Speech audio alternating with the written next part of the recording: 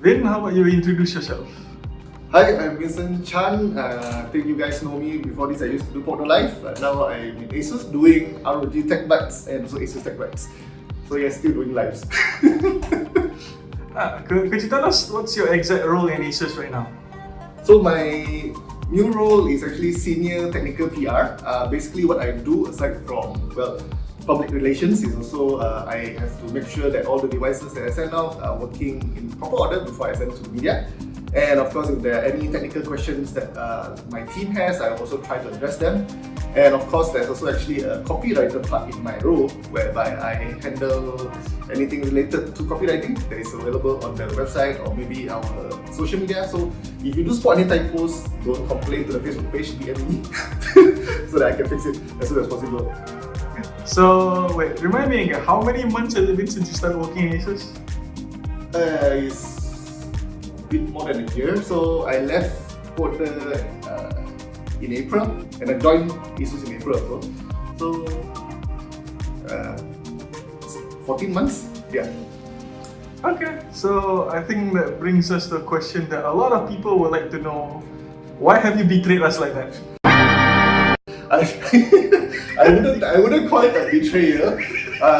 So basically, I think even before I joined, I had already told I think Aiman and also Shah that I did want to try being in a PR agency. But of course, Aiman, having experience in a PR agency, told me to don't even consider it. So yeah, obviously a PR agency was out of the question. But still, the interest was still there. And of course, when I got the opportunity to join ASUS as a technical PR, obviously I jumped at the opportunity. Because I mean, ASUS is a brand that we at Pokde have worked very closely with, and I think I do know the people there, so at least there's people I know there, I can trust and I can work with that I know are there. So back then when you were in Pokde, you had access to an abundance of graphics cards. So with that being said, why didn't you set up your own Ethereum mining rig? By the time I joined full time, the Ethereum mining thing wasn't really a thing anymore. So yeah, I think it was like a few years before I joined. I think, and then just before I left, I think there was a spike again. But by the time the 30 series, we were using it for benchmarking and whatnot. So definitely not for mining. And yeah, so never really had a thing. And also, I don't think that my boss would appreciate me mining into my own wallet. So yeah. I like how the concern about the boss came after the fact that the Ethereum mining thing wasn't so worth it anymore. Of course, yeah, obviously the obvious concern would be, the fact that it's no longer a big thing. And the other thing would be, my boss finding out that why is his electricity bill so that high. So back then when you were in Pokde, so what was the gear that you were using? So basically I had 3 desktops, so two bench rigs, and then my own desktop is running at that time, I upgraded it to 5800X, AMD, and then the Crosshair 80, yada, all this type of mid-range specs. And my laptop at the time, which I used to do PokdeLIVE, originally was the ROG Strix Star 2, then we upgraded to the ROG Zephyr G14, which till date I will still say is my favorite laptop, and I think it's no longer the only one in white, but it was the first to be coming in white and I really loved it. You remember how long ago that was when you first received that Star 2? Wait for it. I think it's 2018, because after I graduated, then I joined Pokde full time. So obviously that's, I think 2018, 2019, and then there was a time I got the Star 2. Here it comes. 2018, is that how long you've been planning to stab us in the back and move to ASUS? Ladies and gentlemen, we got him. No, 2018, like I told you, since I joined, I've always had interest, because it's like, from a media perspective, we always work with PR companies and PR agencies as well as those internal PRs in the brands. So that is obviously the biggest exposure, I would say, from a media perspective, aside from the media field. So there was always interest, and back then I also told our boss, Shah, as well as Aiman, and that was how the whole conversation started. So yeah. Was working at Pokde stressful? So stressful that you started losing your hair? You can say that, but not really, because I mean, being in the media field, I would say it's definitely a less healthy lifestyle for most of us, because I mean, a lot of things happen not in our time zones. I mean, for example, if you just look at it, Apple's launches happen at like 1 a.m. or 2 a.m. in the night. So usually to stay up, to answer, I mean, to just keep track of what's happening, you need to update your website and everything, as well as, the embargoes that you need to meet. For example, you get a graphics card, Nvidia won't give you 3 weeks in advance, at most they give you 2 weeks. So obviously having to benchmark that graphics card aside from the ones that you're comparing against, all of it takes a lot of time, and I think it's not a really healthy lifestyle. Of course, it's also partially my own fault for very poor time management, but yeah, I would say that that and also my genetic factors are involved because, well, my family doesn't have the best of hair anyway. So, what was it that you disliked the most when you were in Pokde, and what is it that you liked about it the most? Well, let's start with what I like the most, okay? So what I like the most is, of course, well, being able to try everything. So being in the media field is, I think that's the biggest perk, and also the fact that, I can say that I actually never bought a t-shirt until I changed my job. Because, well, obviously a lot of brands, they will send you t-shirts and they do like it when you wear their t-shirts to their events. So having lots of t-shirts at my disposal, I never needed to buy the t-shirts, and actually, yeah, only when I changed my job, I had to actually look for t-shirts to buy and had a discussion with my colleagues about what t-shirt is good. So yeah, I really appreciate all of the free stuff that I get, including clothes, food, obviously, there's a lot of food, and then yeah, all the events. So what I don't like about my job, I would say probably the late nights and the times that you are no longer as flexible. So let's say when you need to rush for something, you definitely don't have the luxury of when you have a day, normal 9 to 5 job, you can say at 5 o'clock, you clock out, that's it, you go back to your family. But for media, I would say that line is a lot harder to draw, and it's especially hard because I used to stay in the office. So literally, the work is always there. So it's whether I want to do it or not. And I would say during MCO, I think I got a little bit better at managing it, but yeah, I would say it's probably the time management aspect of it, because the lines between work and life is really blurred, I would say. Some of us don't have a family to go back to. How about that? That's a spicy meatball! That's true. I mean, I live in, say, Shalam now. I mean, I used to live in Shalam, now I live in Subang. It's just across the road, but yeah, address difference. Yeah, but my family is in Ipoh, in Ipoh. So basically, I don't go back to my family all the time anyway.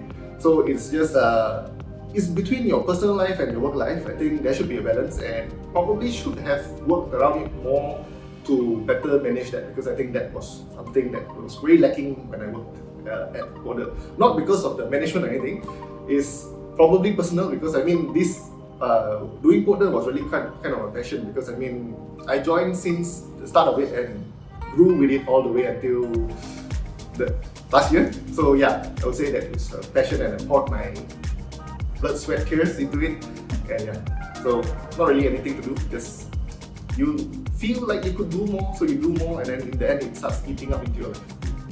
I think a lot of people in general, especially those who are interested in tech that you see in social media, they're usually interested in working in these kind of companies, Asus, MSI. So could you tell us a bit more about this new job? I know you mentioned some just now, but a bit more about your new job right now that you so happily left us behind for. Stop it. Get some help. So I would say that it depends on the size of the company, I would say. So for example, I think when it comes to Taiwanese tech companies, I would just say that I think Asus is probably one of the bigger ones. We are the world #1 laptop brand or something, yeah. So I think that gives us the benefit of having a larger team, a more, how to say, it's not diverse team, how to say it, it's everyone is more specialized. So there's less of the one lead kick kind of character in Asus. So I think if you join a smaller company, maybe you might have to, if you're the marketing guy, you'll be expected to do everything related to marketing. So of course, it depends on what you want to do.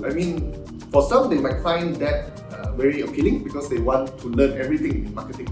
For some, they might prefer to have their job scope and be really good at it. For example, if you ask me to do event management, that's not something I want to do.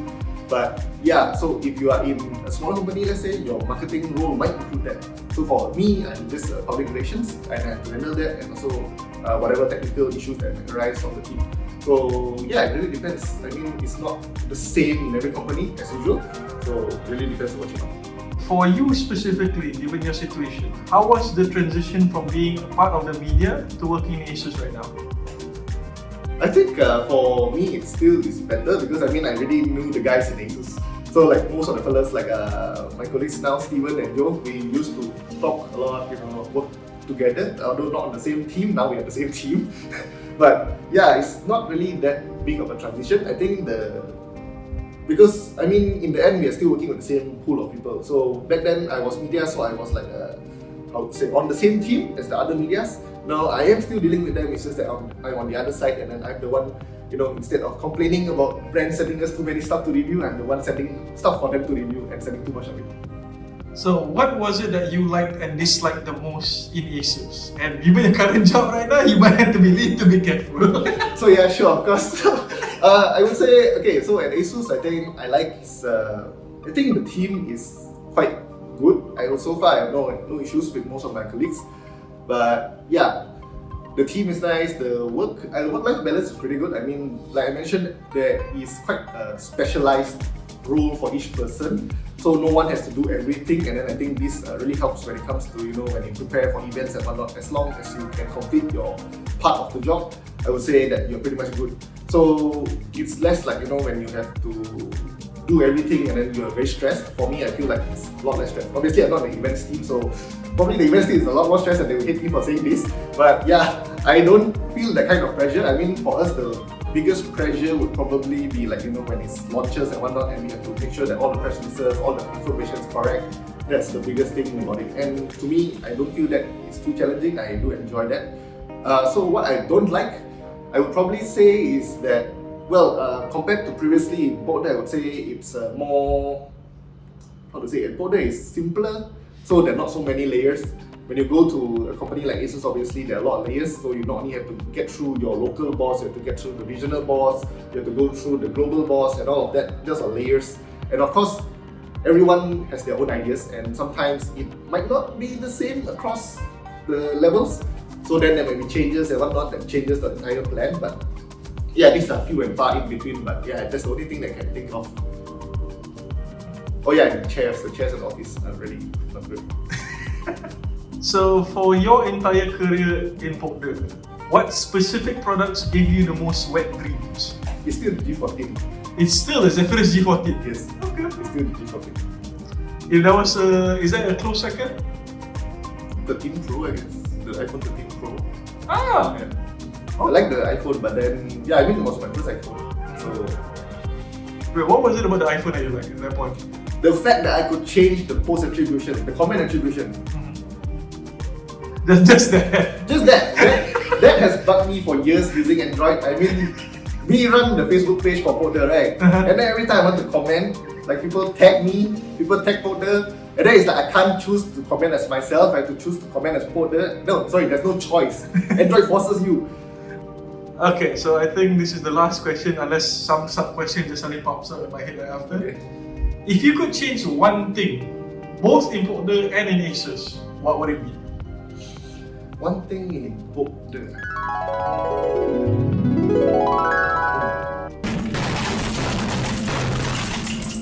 I don't know actually, to be honest.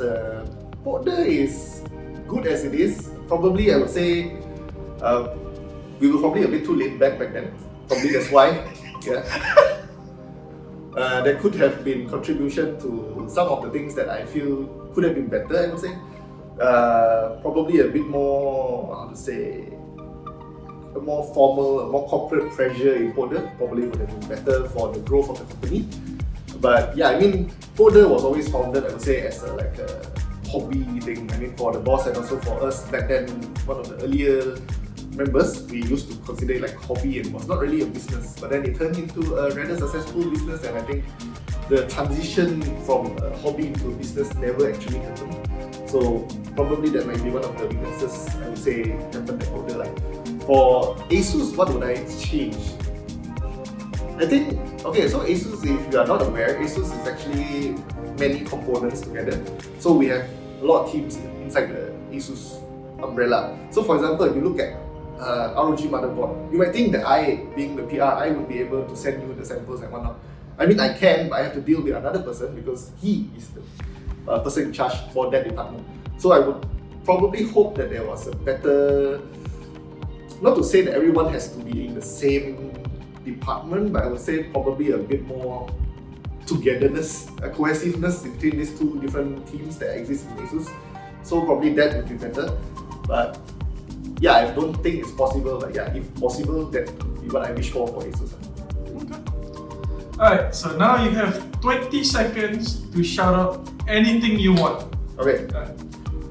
So, if you guys are watching this before the 1st of July, make sure to go to Laoyat on 1st of July to get ROG Ally, because the first 100 buyers will be able to get the ROG Ally along with the bundle, which is worth 1,299, and be in the running to win the ROG XG Mobile, which is worth 6,999. So yeah, that's it.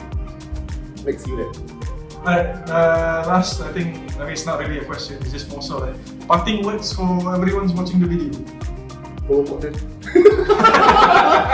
Like and follow and subscribe.